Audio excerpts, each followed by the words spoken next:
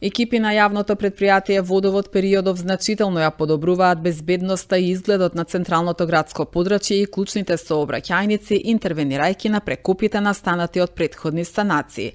Деновиве се асфалтираат прекупите на булеварот Октомвриска револуција. Акцијата неодамна ја најави директорот на јавното предпријатие Водовод Игор Липковски. Според надлежните, во идниот период се планира реконструкција на водоводната мрежа во делови од градот, поставување на хидранти во централното градско подрачје и атмосферска канализација на дел од улицата Доне Божинов.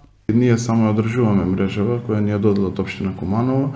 Тие стопанисуваат со канализационата и водоводнава мрежа.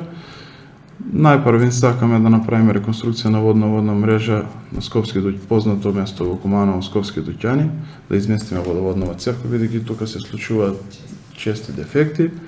Сакаме да поставиме, имаме идеја за хидранти ни цело градско подрачје, околу судот, болница, полиција, општина, школи, градинки и други објекти кои се од поголемо значење.